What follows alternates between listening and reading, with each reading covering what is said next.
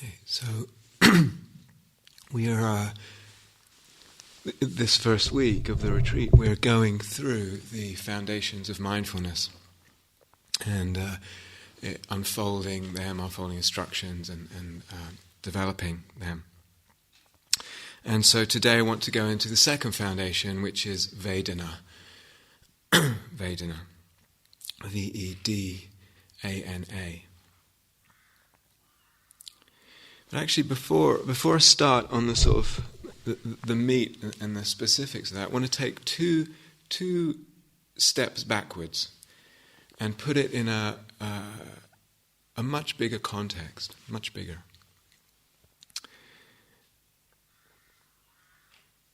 So these words, freedom, liberation,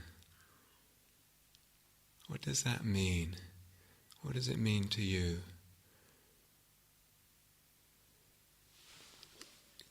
Could go into this a lot, and I actually really feel like it, so I'm trying to hold myself back from doing that. But when I think about it right now, actually, it seems to me there are different kinds of freedom. There are different kinds of liberation. Even putting aside for now, which we can't really, but putting aside for now social, political, economic freedoms, which most people in this room just take for granted. Just talking about the more internal freedoms, personal freedom. Even in that realm alone, if we just artificially separate it, there are different kinds of freedom, it seems to me. So, different areas or aspects of freedom. So what does it mean? What does it mean, for instance, to be free in one's relationship to money? What is it? Fully. What would that even mean? What would it look like? What would it mean? What would it look like? What would it be to be free in one's relationship to sexuality? I don't particularly think there are any easy or straightforward or simple answers to all this. Perhaps it's very much an individual exploration for each of us, an unfoldment rather than arriving at something and I don't know. To explore, it's alive, it's ongoing. To be free socially in one's interactions with others, in what one presents to the world. What does that mean? What does it mean to be free in aspects of how we are perhaps in intimate relationship? And whether we're in and out of active sexuality, of active intimate relationship, whatever, what does that mean? Free with our creativity, what's that? Can you hear okay at the back? Is that a no? It's a yes. Can you say something? Thank you. What does it mean to be free in my creative expression as a human being? Free to pour that out, who I am, and what I want to say, and what I want to express, what I want to sing. What does that mean? Am I a free thinker? Is my inquiry free? What does it mean? What does all that mean? So in a way, we could say these are all obviously connected, but in a way somewhat separate branches of freedom, of a tree. There are branches. Now, as a human being, I have the freedom to actually inquire into all that, to explore into all that. And I could approach a branch. I could look at one of those aspects that I talked about and just direct my inquiry into the freedom around that, address it at that level. And I could also address my inquiry at a more, we could say, root level. In other words, are there kinds of freedom, kinds of understanding that when I penetrate them, the freedom that they open up is more at the root level of the tree and addresses the whole tree. Do you understand what I mean? I think just now, where I am in my practice, I think both are important. Both. And we might have this or that view from whatever background we've had, psychotherapy or this tradition or that tradition or whatever. You just do this, or no, it's important to do this. Maybe both are true. Maybe both are true. So both the branches and the roots. Why am I going into all that? Because this aspect of Vedana is actually, has the possibility, has a very strong potentiality of being a root investigation into the roots of freedom, a root freedom. In other words, there's something here that will unfold widely in that tree. Does this make sense? Yeah. It's not saying, I'm actually not saying, I think both of them, I'm not saying that just looking at Vedana will unfold everything. I'm not saying that. Nor is it the case that I need to address every branch of this tree. Okay. So, then we have these 4 foundations of mindfulness, and we're going through them this week. Sometimes when we unfold them, and we unfold them usually within a week, and we sort of zip through a morning on each in 15 minutes, and there it is, and kind of there you have it. And it's a lot to take in. For most people, it's a lot to take in. So, oftentimes what happens is the message that comes across, understandably, is sort of just try and generally be present. Just try and generally be aware to your experience, to the present moment. Generally mindful, and including in that awareness some of these aspects that we touch upon, like including a sort of general awareness of Vedana or a little bit. You can explore it a little bit. And that, of course, is beautiful, just to be with one's unfolding experience, be open to that, and being with everything. So it's a beautiful way of practicing. But that alone, lovely and beautiful and important as it is, probably won't reveal the totality of the insights, the depth of the insights that's possible if I have a slightly different orientation to practice at times, which is more taking these foundations of mindfulness as kind of threads or avenues and staying with a particular one and pulling on a thread, following it, following an avenue, seeing where it goes deeper and deeper and deeper. So rather than just being aware of everything and kind of aware of the 4 foundations, etc., actually taking one and following it. Then the possibility, as I said, of this area of Vedana unfolding a very particular kind of liberation, a very root kind of liberation, not necessarily a total liberation, but a very particular deep root liberation, if I can take it as a theme, or if I have the patience and the interest and the dedication to take it as a theme. One of the meanings of, we say satipatthana, that's what usually translated as foundations of mindfulness. Patthana also means something that's, the root meaning means something like to station, to stay somewhere. So it's a station for my mindfulness. I station the mindfulness, station the awareness on the Vedana and explore it. Or I station the awareness on the body or something else and explore. Stay with it. I take it as a theme, to use the Buddha's words. So there's different kinds of freedom and there's different ways of practicing, and it's all good. It's all wonderful. It's all wonderful. But to kind of draw the fullness and the fullness of depth out of our life of practice, it might be good to be aware that there are different kinds of freedom, different ways of practicing, and that we can move between them consciously. So I'm going to go into Vedana. We'll go into Vedana this morning. And just to say, it is one avenue. So it might feel like this has very little to do with what I'm exploring on this retreat, and that's fine. You can file it for later. File it for later. Just leave it. Or it may be that you're interested in Vedana, and this is difficult because there's so many people here. Some of you have a lot of experience exploring Vedana, and some just a little bit, and some none at all, but might be interested in it. So I'm going to try and kind of go through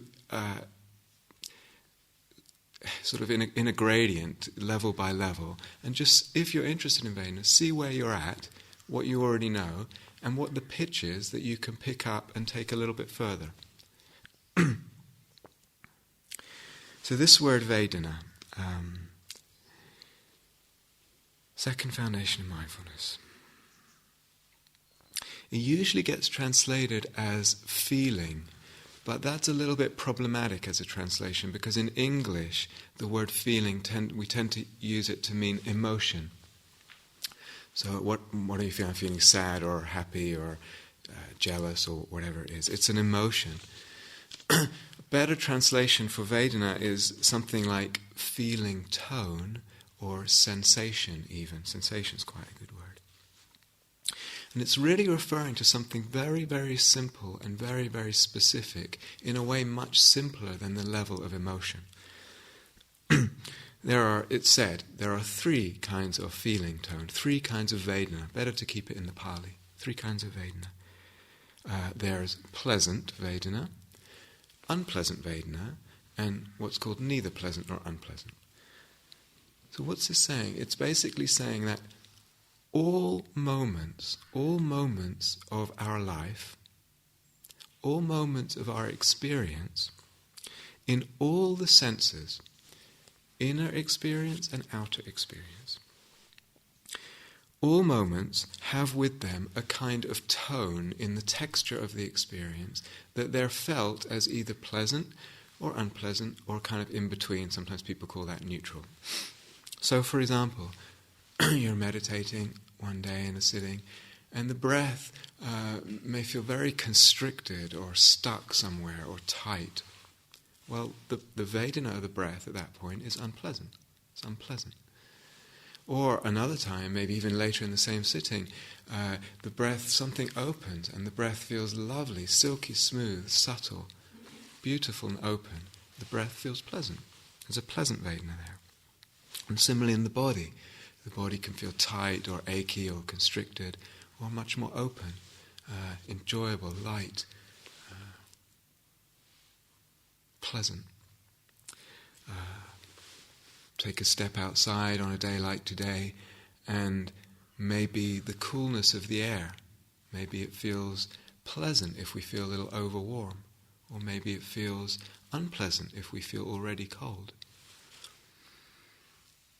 Take a step. Each step we take, if I just put my hand on the carpet right now, that's actually subtly pleasant right now for me. Just some of it's quite subtle. Lunchtime's coming up.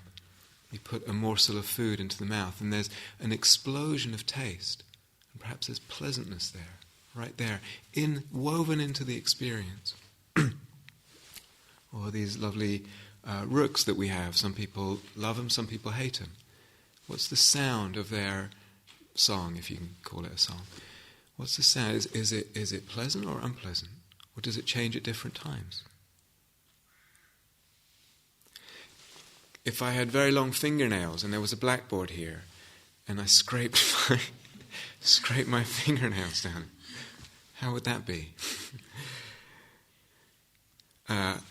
Any mind object, a thought, I'm such a failure, I really can't meditate. That thought has a Vedana, it's going to be unpleasant. It's going to be unpleasant. Or an imagination, a daydream, or a memory can have a pleasant memory or an unpleasant, all of this. An emotion. So I might have quite a complex emotion going on, but within that, there's part of the emotion is the texture of whether it's felt as pleasant or unpleasant or in between.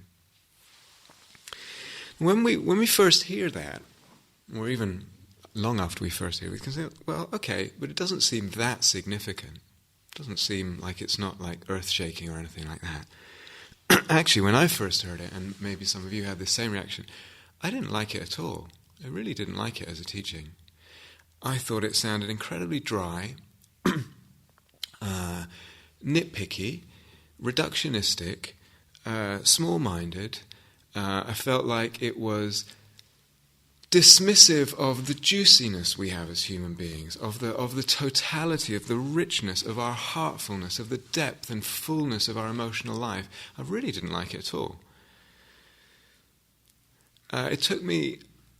I'm still working on them. It took me a while, but to actually realize it's not denying our richness, this teaching. It's a particular strand of teaching. It's not denying our complexity. Rather, it's just one way. It's just one way of practicing, one way of looking at something that has the power to simplify what's going on for us and simplify our experience and our relationship with experience. So it's not saying that's what we are or anything like that, or denying anything else. It's just a tool, a way of looking that has the power to simplify, and through that simplification to reduce suffering, and oftentimes drastically. So it's a tool. And if I take this thread that I was talking about, this theme, this stationing, if I really take it deep, it has a power much greater even than that. It can reveal an awesome mystery, an awesome truth about existence, unimaginable turning upside down of our understanding of the nature of reality. And with that bring a much more profound sense of freedom. So these two kind of levels I want to go into today. The Buddha said, to quote the Buddha, when these Vedana are understood, when they're understood, there is nothing further for a disciple of the noble ones, a practitioner to do. There's nothing further to do when you've understood this. That's true, he said that about a lot of other stuff too. But he's saying something. What does it mean? I understand. Oh, yeah, okay, I get it. Pleasant, unpleasant, kind of in between. Does that mean to understand it? No, there's much more here, obviously.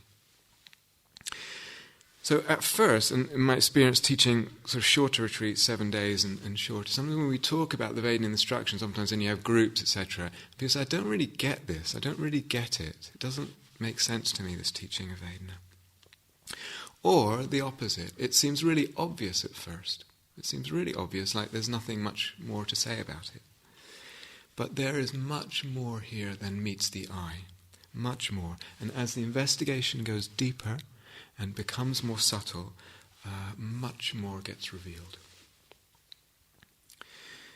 So where to start with this? Where to start? First thing is to actually get familiar with this level of experience, familiar with noticing Vedana and becoming sensitive to Vedana, sensitive to that dimension, that level, that aspect of experience. So sometimes it's extremely obvious. You're walking and you stub your toe and you've got no shoes on, and that's clearly an unpleasant Vedana. There's nothing very subtle about that. But a lot of Vedana is really quite subtle. It's really quite subtle. So just look at the carpet right now. What's the Vedana? What if you take your attention to the light, the sunlight, coming through the window on the curtains?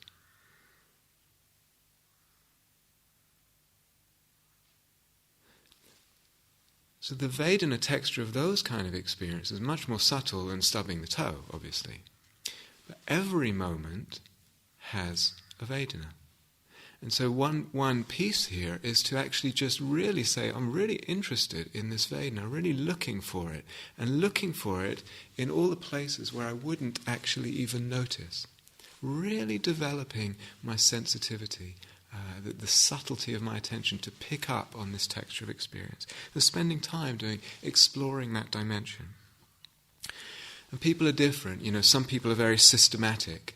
So they say, and this is totally fine, they say, right, I've got 6 senses, let me just spend a sitting or a day, or whatever, exploring the body sense and the Vedana coming and going in the body. I'll just station my awareness at the body and notice Vedana, pleasant, unpleasant, neutral, coming and going. And really get sensitive to all the subtlety, all the richness there. Or some other sense, the sight or whatever. Other people, it's just a more general exploration, whatever. You might find that you have favourite senses, or senses where it's much easier to notice the Vedana than others. All of that's fine. you may find as you begin to explore this, that to notice unpleasant Vedana, and people often notice this, at first unpleasant Vedana seem to stand out more. They seem to be what we notice more when we explore our experience more. Why is that? Why would that be? I'll leave that for you. So what do we notice as we begin? There's a lot to notice as we begin this exploration, very rich. First thing we notice is actually it's not really true that what the Buddha said, that there are really 3 Vedana. Other times he said that's not actually true. It's not really true that there is something called pleasant Vedana and it's a kind of block of pleasant and there's a block of unpleasant and there's a block in between. Sometimes it just feels like there's pleasant and unpleasant and then sort of not particularly that pleasant or particularly unpleasant. It's more like, or sometimes it's just more like one spectrum. So it could be 3, could be 2, could be 1. But there's more subtlety here. Another thing we might notice, and important to notice, is that the Vedana is not in the object. It's not in the object. It's in the moment of experience. So that's very important insight. It's not that this object necessarily, automatically has this unpleasant Vedana or pleasant Vedana. Just a little bit of investigation will reveal that. I love chocolate something or other. Well, is it the case that all the time it's pleasant? Or looking out, today's a lovely day, looking out and you might be one of those completely grey days.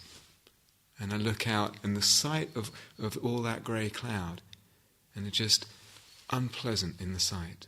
Another day, maybe I'm in a very different mood. I feel cozy inside, or warm. I don't feel a sense of lack or disconnection or depression. One looks out, and the very same impulse, stimulus, gives a different Vedana. So, why is it different at different times? This is the beginning of a very deep exploration. There's all kinds of levels to it. Why is it different at different times, the same thing?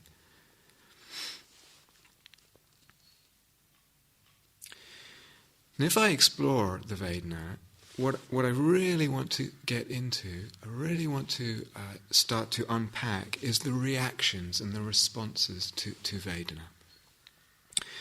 So typically, what we'll notice is that when there is something pleasant, the typical sort of unconscious reaction, sometimes even conscious, is to grasp it, to try and hold on to it, to try and keep it, or to chase after the pleasant. That's the typical reaction. And the typical reaction to unpleasant is to want to get rid of it. Well, I say typical because it's even that much isn't always the case. And it's quite possible, and some people already in the interviews, or people who've been here for a while, reporting, as the concentration gets deeper, quite some pleasantness opening up in the body. We call it piti, these waves or field of pleasant energy, pleasant sensation in the body, very pleasant, sometimes so pleasant that a person finds himself resistant to it. So a very untypical reaction to the pleasant. So it's not totally set in stone. But we want to get, as much as we want to get familiar with the Vedana, we want to get familiar with the reactions, familiar with the responses. So how do I notice when there's aversion going on? What tells me, for instance, aversion or grasping, what tells me that there's aversion going on? Some things in my experience, I'm having my day, doing whatever I'm doing, meditating, not meditating, how do I know when there's aversion going on? What's telling me? This is really important. I need to get really familiar with the cues of what it feels like to feel aversive or grasping. Really, really key. What does it feel like to be aversive? What tells me? And again, if I go into it, if I really pay attention, what I notice is there's a spectrum, as often in the Dharma. There's a real spectrum. So sometimes the mind is screaming, I hate this, get me out of here, this is terrible, it cannot be, it must go, or I need that, I must have it, I'll die if I don't have it. It's very strong, the language in thought. We notice the presence of grasping or aversion through thought. It's clear. The mind is screaming. Sometimes it's more gentle in the words it uses, not so loud. But sometimes there's the presence of aversion or grasping without any thinking. There's no thinking going on. The mind is at a much more calm, more subtle level, and there's still aversion and clinging and grasping present. How am I going to notice that? What tells me? First thing that will tell me is tension in the body. Now again, that could be very strong. I could have my shoulders up near my ears, really tensed in relationship to maybe some unpleasant pain somewhere. Could be very subtle, the way tension just creeps into the muscular skeletal system, just very subtle. The body is tensing and it's telling me something. The body is telling me something. It's telling me that there's the presence of clinging, of aversion or grasping. The body is sometimes more truthful than the mind. And I might notice it here or there in the body, the tension. There's my friend. Maybe I'm even quieter than that. How am I going to notice the presence of subtle aversion or clinging? Maybe, something even really deep, the whole body sense has got very amorphous. It's just a kind of field of energy, very lovely.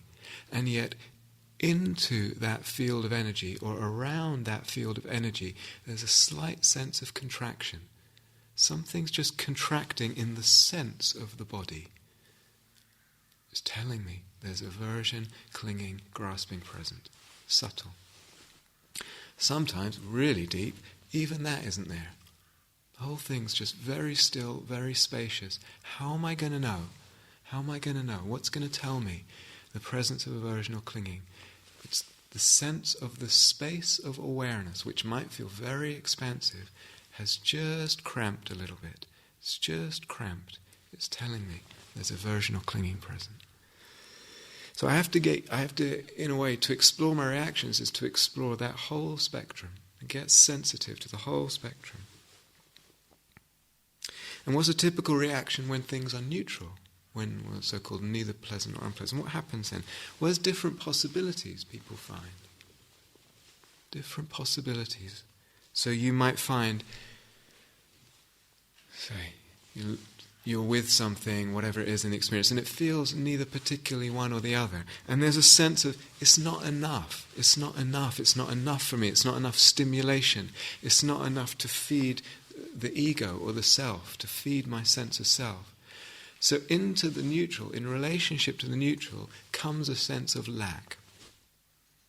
And with that lack, what happens? The neutral becomes unpleasant.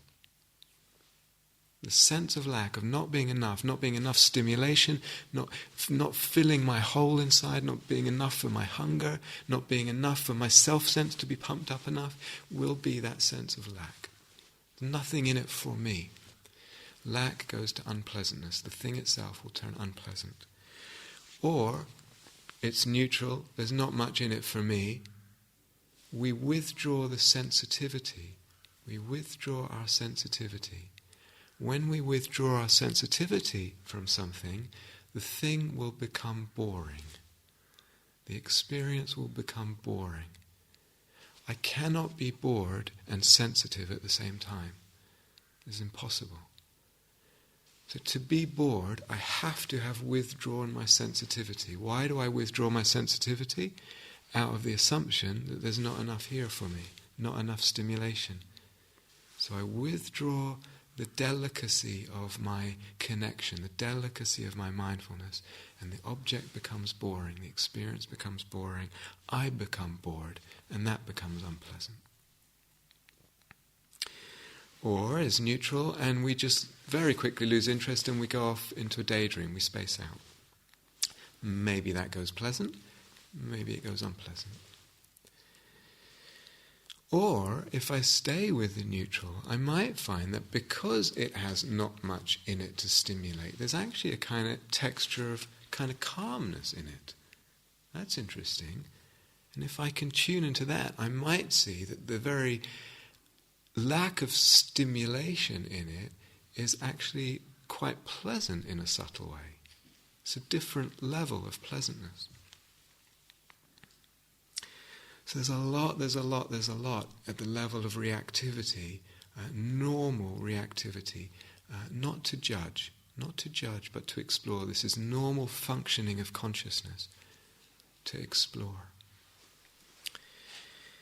If I'm not aware of the Vedana in any moment, and if I'm not aware of the reactions that are going on, they will go on, and I will be pushed and pulled and propelled at the mercy of my unconscious reactions to Vedana. And this can go on most of the day, day in, day out. I'm at the mercy of something that I'm not even conscious of. Chase that, go after this, no, that other one's better. This is unpleasant, I need to get away. All through the senses, inner experience, outer experience, pushed and pulled and flicked around. At the mercy of something. Where's the freedom in that?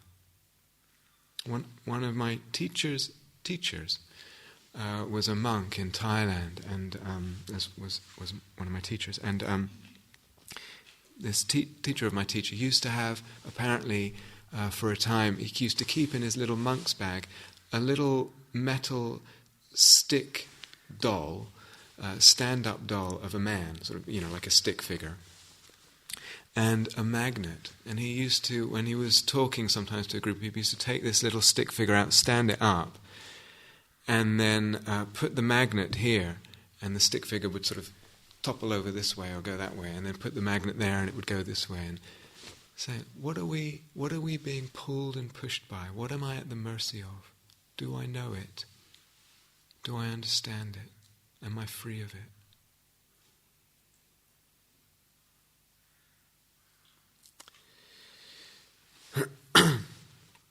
When I go deeper into this investigation of Vedana and reaction, I actually see something else quite interesting, which is, firstly, I usually see that with a Vedana, as I said, some craving or clinging comes in response to it. But let's take something like craving for a cigarette or something else, some other addiction or compulsion or whatever it is. I begin to notice, if I can really investigate it, that actually the craving itself is unpleasant. So craving itself is an unpleasant experience. There's a kind of pressure to craving. I want this thing, I want it. It has a pressure that's unpleasant in it, unsatisfied craving. So not only is it an object, but also the movement of reactivity itself is unpleasant. Now this is very important, and particularly if I'm stuck in some kind of addictive or compulsive behavior,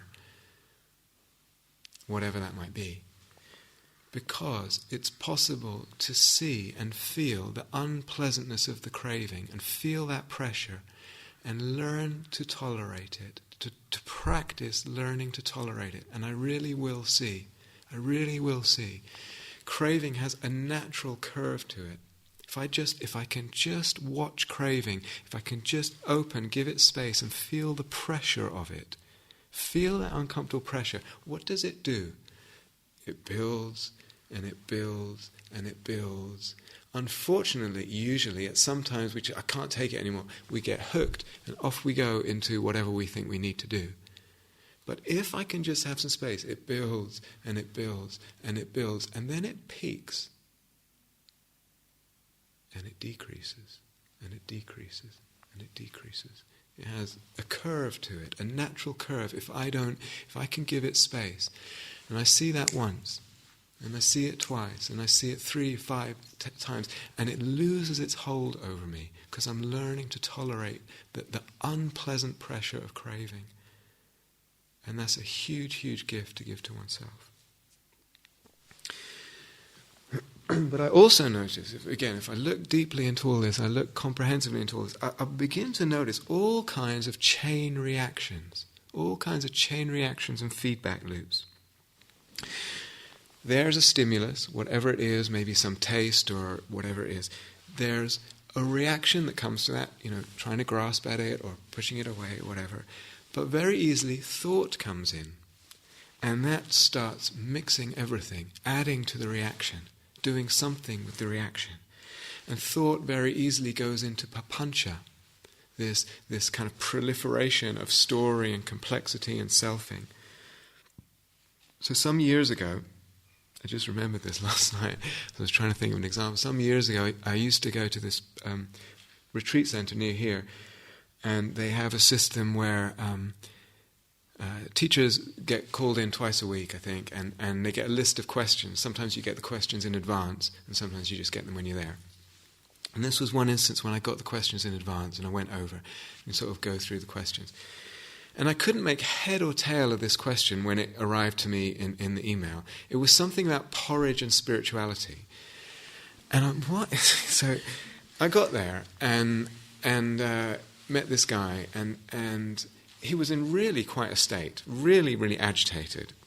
And so at this retreat center, like here, one of the offerings in the morning was porridge. And he really, really, really was upset about the porridge. It shouldn't be that there's porridge. Why do all these retreat centres have porridge? What's so spiritual about porridge? Good question. And why there needs to be more, etc., etc. Got all this stuff about what he needs and views of spiritual traditions, and did a whole big, mushrooming of this whole thing. And so we had this conversation, which actually, if my memory serves me right, didn't actually turn out to be that helpful for him. But what happened? Sight of porridge, taste of porridge.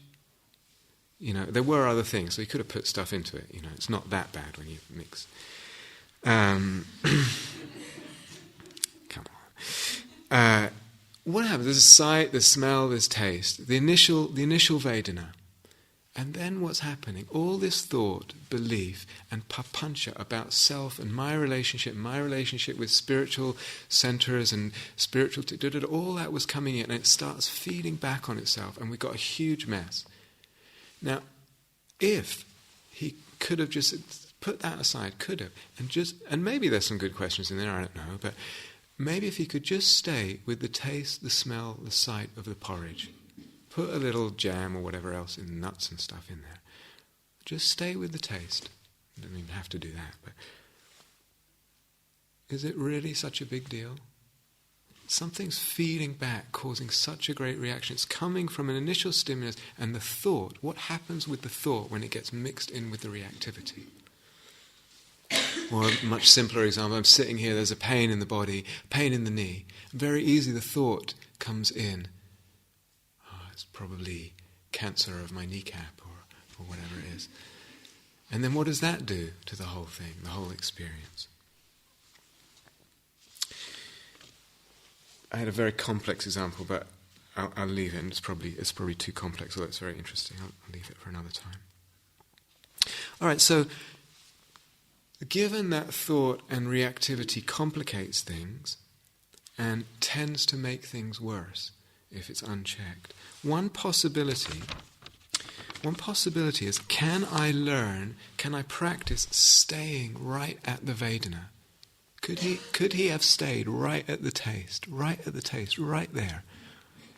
It's just neutral if it's porridge, or it's just unpleasant, maybe the glutinous texture he didn't like, I don't know. It's just unpleasant, and just stayed right at the Vedana, kind of concentrating on the Vedana. When I do that, in a way, then I'm staying there, and it's not taking the next step into the reactivity. Or perhaps I'm seeing the reactivity, but I'm staying at the Vedana, and it's just dropping the reactivity over and over. I'm just staying right at the Vedana. That's a practice. That's a practice that we can develop. It's a kind of concentration. When we do that, we're not building reactivity. We're not letting the reactivity, the papancha, build. if you know about dependent origination, we're kind of stopping the tracks of dependent origination going into the next phase.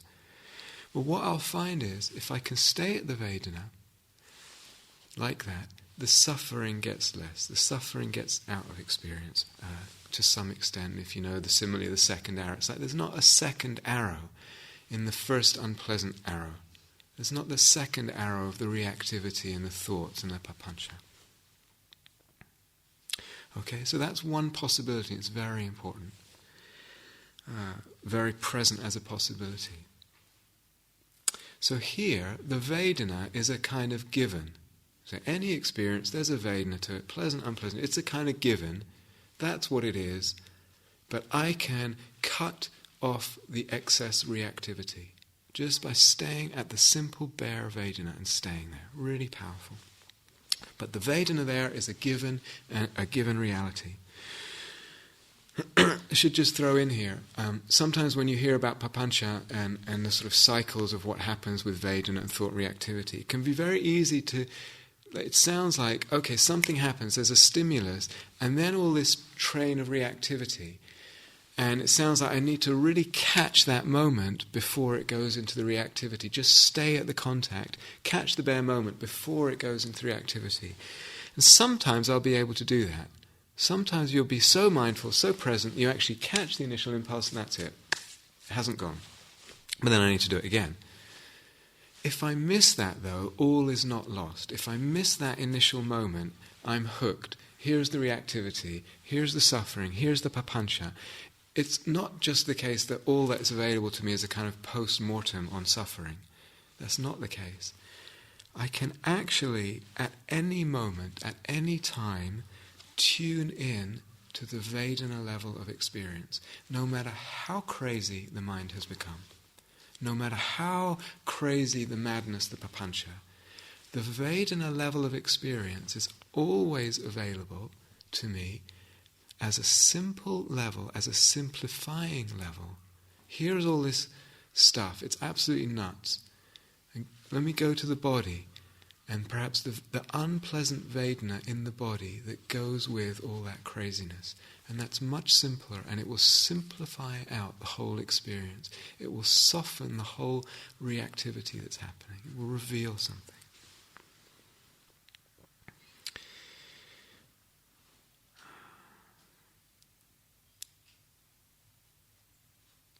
Okay? So, I could stop there. We could stop there. Draw a line there. That's it. That's Vedana. That's what you need to explore. You need to see what it is, get used to it, watch these reactivities, see if you can cut the reactivity, stay at the Vedana, etc. And that's great.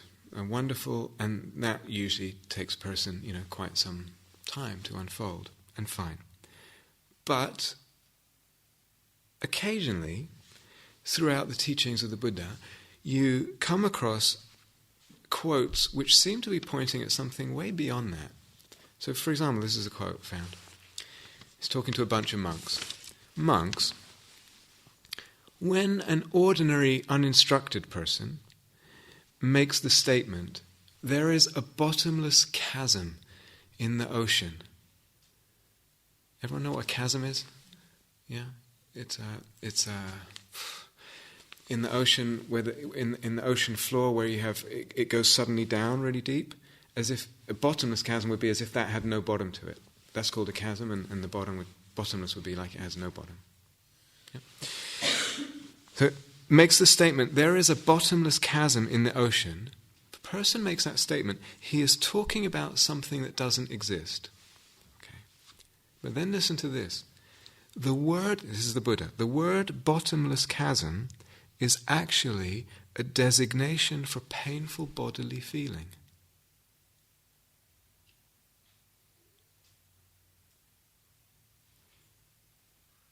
Isn't that a strange statement? So basically saying painful bodily feeling is unfindable. It doesn't exist. It's something that doesn't exist. And other times he says there are 3 kinds of Vedana and you should be very mindful of the 3 kinds of Vedana. Now, of course, it would be appropriate, as any good teacher, to be talking at different levels at different times. You have to be skillful in the teaching. You have to be talking at different levels at different times. It's appropriate to talk at one level. It's appropriate to talk at a much deeper level. So this is what I want to a little bit go into in the remaining part of the talk. If there is a whole deeper level to this, which there is, and which the Buddha's pointing to here and in other quotes, etc., what is it that I can do that would reveal for me that whole deeper level, that whole more mysterious level? It's actually something that doesn't exist. What does that mean? What does that mean? What would reveal that for me as a practitioner? There are actually many possibilities, and I'm only going to go into just a few at the most. Many possibilities, but they share in common, going right back to the beginning of the talk, they share in common the fact that they're only available if I station my inquiry on Vedana, station and follow a certain thread. They probably won't be so available if my practice is just the other kind of practice, just more open, more available, probably. So just some. One possibility, once I've gotten used to Vedana and all that, and I've gotten used to seeing the reactivity and all that, and I can stay at the Vedana, all that, is I could say, okay, let me stay at Vedana, but be really interested in the fact of its impermanence. That's actually, I know about Vedana now. What I'm really interested in is seeing its impermanence. Change. Moment to moment, almost so fast I can barely keep track of it. If I do that, what should happen is the seeing of the change of it, the seeing of the impermanence brings an organic letting go. That's the function of seeing impermanence, of tuning into impermanence. I'm stationing at Vedana and stationing at the impermanence, and change brings a kind of letting go, and freedom comes, a sense of freedom in the moment in relationship to all this Vedana. It's changing so fast, I don't even have to think about it. It's changing so fast, there's no point hanging on. Freedom, a level of freedom. So that's great, that's really powerful. And yet there's more. Because if I'm just looking at change and seeing things coming and going, I might, without even realizing it, draw the conclusion that things are changing randomly. It seems that way. Pleasant, unpleasant, it just comes and goes. It's all very random. And I'll just let it go. It's just random change, so I'll let go of it. It's great. But there's something deeper there to unfold, to discover. In the Satipatthana Sutta, there's a sort of refrain. After every one is a kind of like a chorus. And one of the lines is in the chorus, he says about body, about each of the foundations of mindfulness, is to contemplate the samudaya, is the Pali word, samudaya. Oftentimes that gets translated as the impermanence of something, the coming and going of something, the fact that it arises and passes, etc. But actually what it means is why, how something arises and passes. It's saying something else, like we touched on this much earlier a little bit. Why is it that this Vedana is unpleasant? How did this unpleasant Vedana, how did this pleasant Vedana come to be? That why and how begins to unfold much more of this deeper mystery, much more of this deeper freedom. So it's not the case that things are random. Understanding how they come and go, why they come and go, unlocks something truly radical. So some of you are doing samatha practice, concentration practice. Part of developing concentration is actually learning to gather, to cultivate and enjoy pleasant feeling in the body. When it gets to a certain level, not at first, but when it really starts to get humming, some pleasantness starts to come in the body. Because the body feels pleasant, the mind wants to stay there. The pleasantness is in the service of deepening the concentration.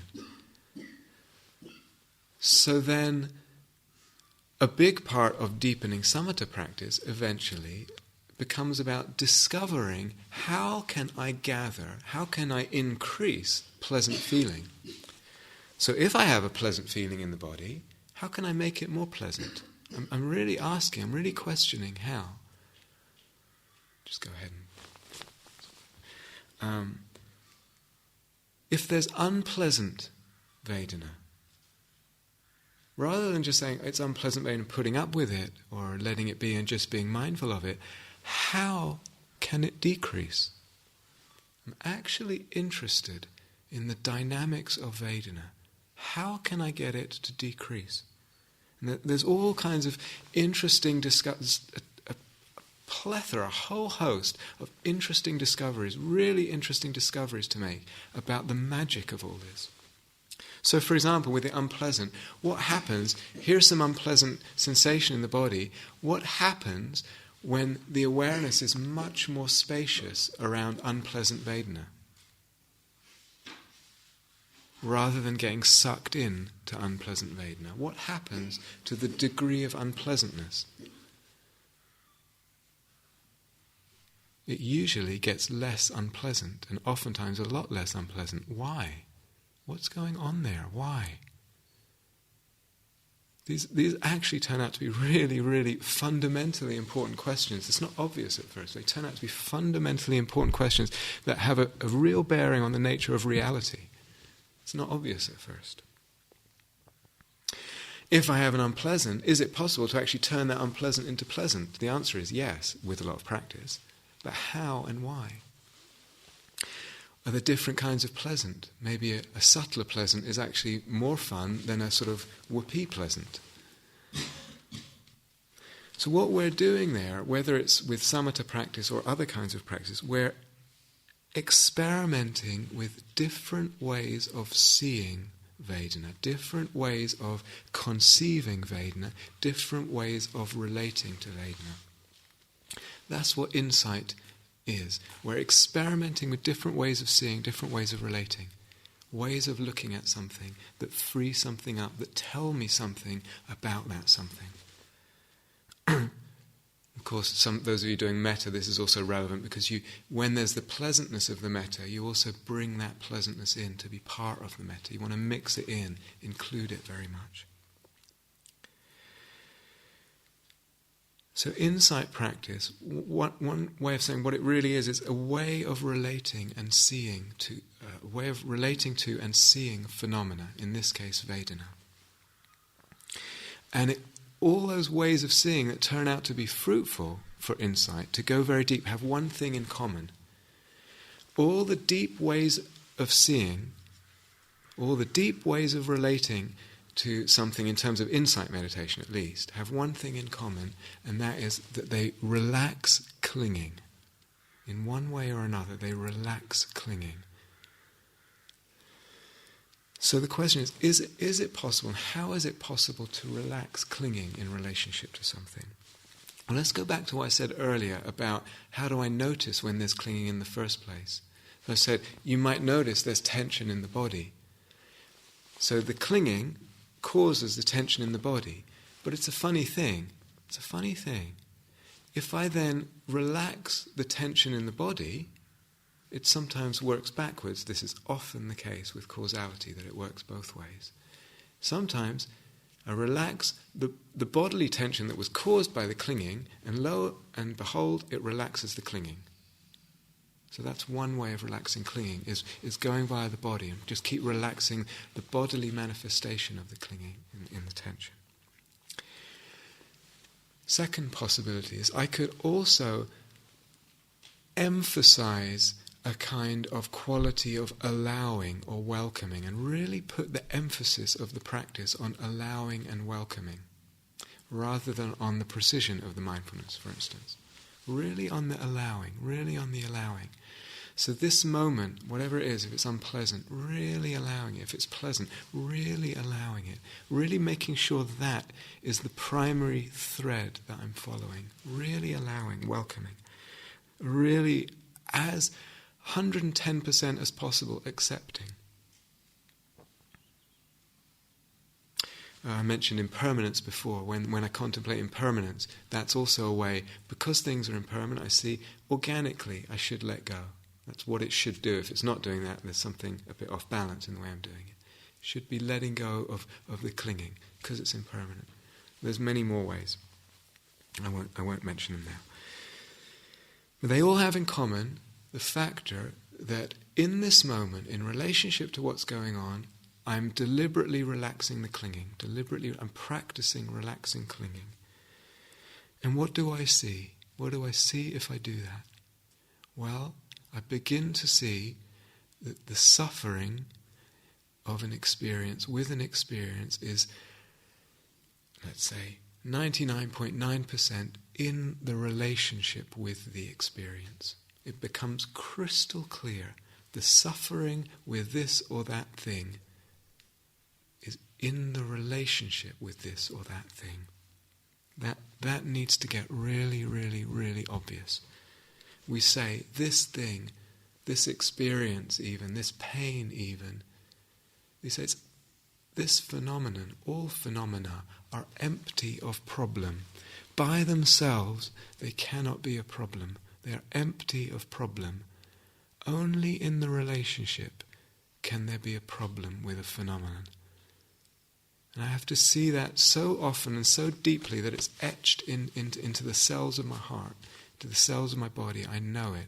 I've seen it again and again and again. Seeing it once won't be enough. And that's true. We've glimpsed that even the other way we're talking about. Just staying at Vedana, for instance, you will see that. Just seeing that craving is unpleasant, again, you get craving is unpleasant when it's hooked into an object, let's say. I will see that, as I said before, I will see that. I'm really filling out the truth in it. But what else will I see? If I really station myself this and I really pursue it, I'll start to see something much more mysterious.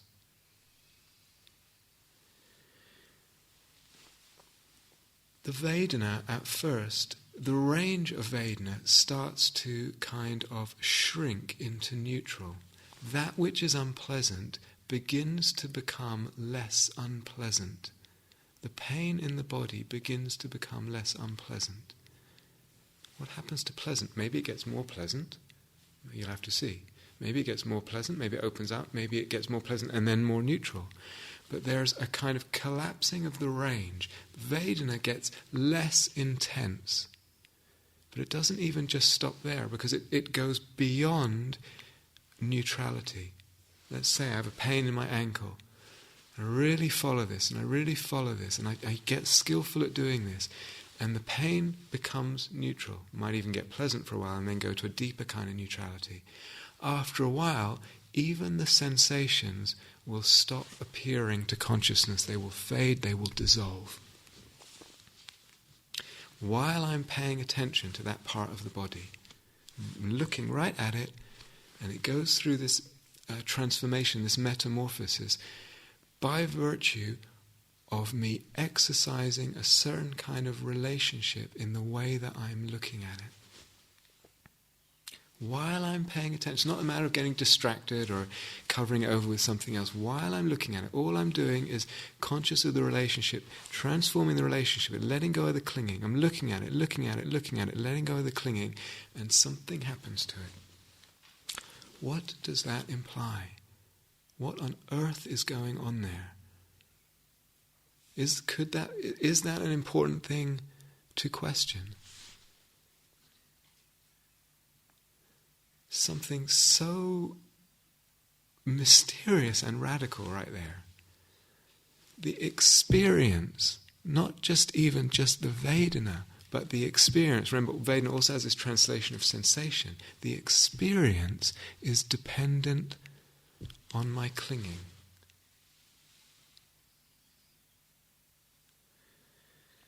So when we use this word samudaya, what is the origination and dissolution factors, the technical words? What is it that gives rise to something or not? Usually in the commentaries, they just say, Vedana comes from contact. In other words, whenever there's a contact of the mind with something, of the senses with something, there's Vedana. Basically it's saying, like, whenever there's an experience, there's Vedana. Is that the total truth?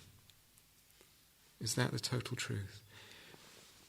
No thing, no experience exists independent of the mind and independent of the way the mind has built it, and has built it through its relationship to it.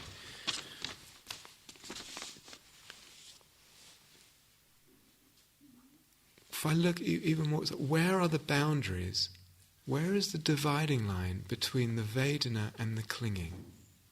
If I really look at this, at first, like as I go right back to the beginning, first it seems obvious, this is the Vedana, this is the reaction. When I go really deep, where is the boundary line? Is there a boundary line? Are we really dealing with things in the world that are separate? Are there really such things as separate things? For a thing to be a thing, it needs to be a separate thing. Are there really separate things? I begin to see, of course, the clinging depends on the Vedana. I need to be clinging to something, and yet the Vedana depends on the clinging. There's a mutual dependency there. Which comes first? How deep can this go? If I really let this get more and more subtle, more and more follow as possible, as I let go of clinging, things get calmer and I can pick up on subtler levels of clinging and let go and let go and let go. And how deep could this go? Actually, the whole structure of our world, the whole structure of our experience begins to unravel. Time, space, objects, the whole thing begins. How deep could this go?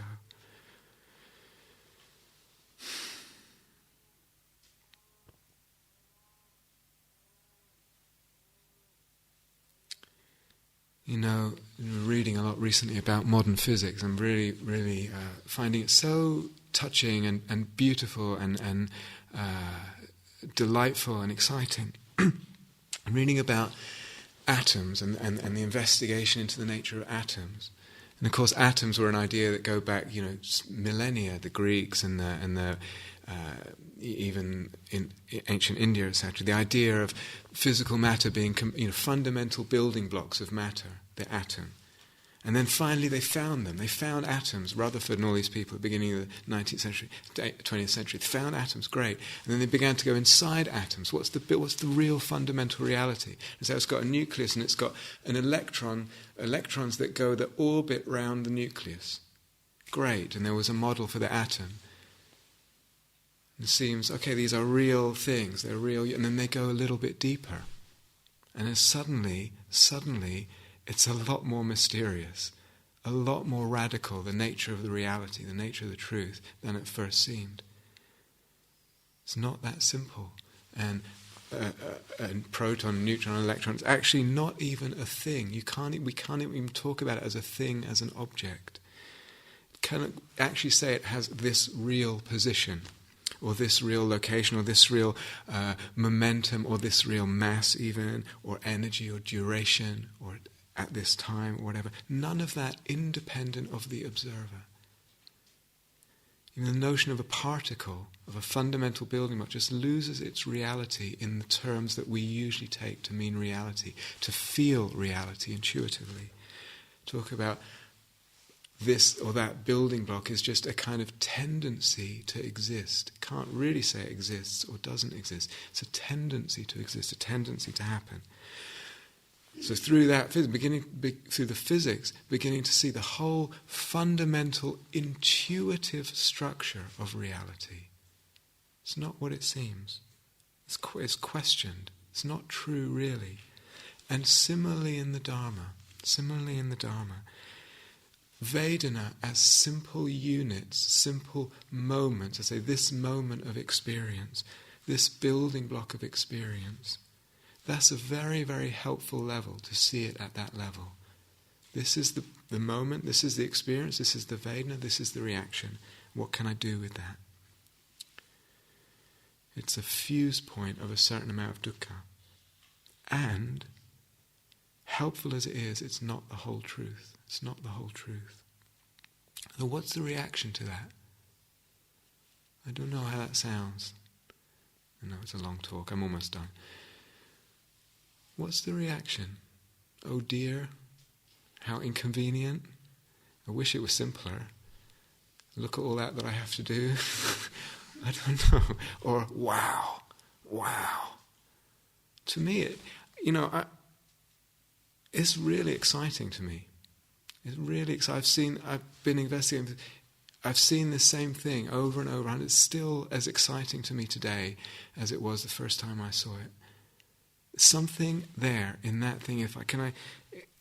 Do I see? This is a question for you. Do you see that what we're talking about here at this level, the level of the freedom that implies? Because even that may not be obvious. I'm aware that may not be obvious.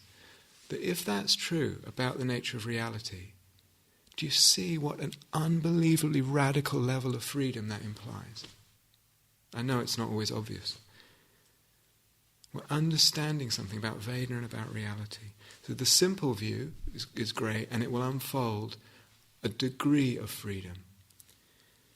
But when I begin to see the emptiness, a whole other level of freedom, a whole other level begins to open up. It's more of a mystical level. It's more of a mystical level of freedom. But I've arrived at it through very clear experimentation, you could say, with my mindfulness, with my observation, with my questioning, out of my own experience. It's something we can see for ourselves. And it's really radical. Niels Bohr was one of the founders of quantum physics. He said, those who are not shocked when they first come across quantum theory cannot possibly have understood it. It's similar at this level of Dharma and emptiness we're talking about. You can't possibly have understood it if it's not like, similar to what we call dependent arising and emptiness. So, all this, the Buddha said, the Dharma is ehipassiko. It means come and see for yourself. It's to be seen for oneself. All this that we're talking about, all these different levels, I can follow this and see it for myself, see it unfold for myself, see it reveal for myself. But it needs, probably it will need a certain kind of sustained way of looking that reduces clinging, that will unfold this particular level. And like I said at the beginning, maybe not now for this whole retreat, maybe not Vedana at all, and that's fine, that's completely fine. But if never interested in that level, why? Why would I be never interested in that? Someone just the other day in a casual conversation said, I don't really like to ask deep questions about reality.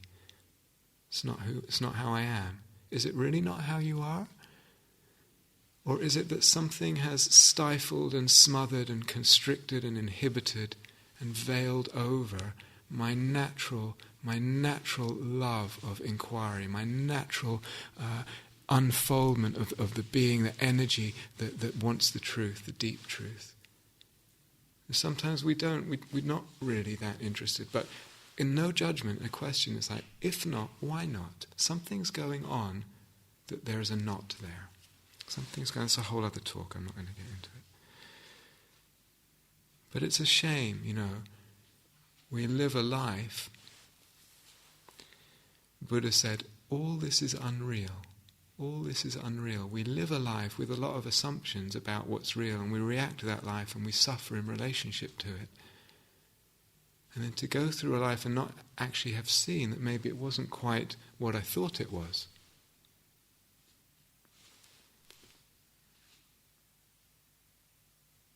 And yet we can discover, we absolutely can, and we love to discover. So maybe not now, and that's fine, you can park it for later. But there's something in this realm, at some point in our journey that's so beautiful to discover, so possible, so available, so transformative. So let's have a bit of quiet together. Thank you for listening. To learn how you can support the teachers and Dharma Seed, please visit dharmaseed.org.